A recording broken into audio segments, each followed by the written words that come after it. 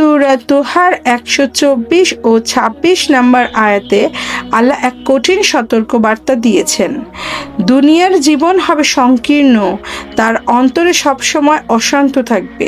সে হয়তো অনেক সম্পদের মালিক হবে, কিন্তু তার মনে প্রশান্তি থাকবে না। সে সবসময় এক অজানা দুশ্চিন্তা, হতাশা আর অস্থিরতায় ভুগবে।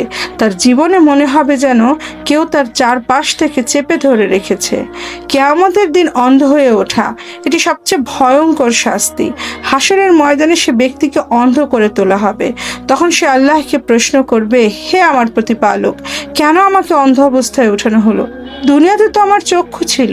তখন আল্লাহ বলবেন, অনুরূপভাবেই তোমার কাছে আমার নির্দেশ বলে এসেছিল, কিন্তু তুমি তা ভুলে গিয়েছিলে। আজ ঠিক সেভাবেই তোমাকে ভুলে যাওয়া হবে। তাই আমরা যখন আজান শুনি বা যখন আমাদের সামনে কোরআনের কথা বা হাদিসের কথা বলা হয়, আমরা কি সত্যিই তা গুরুত্ব দিয়ে ভাবি? দুনিয়ার সামরিক সুখ আর সফলতার পিছনে ছুটতে গিয়ে আমরা যদি মহান আল্লাহর বিধানকে উপেক্ষা করি, তবে আমাদের জন্য পরকাল অপেক্ষা করছে এই ভয়াবহ পরিণতি।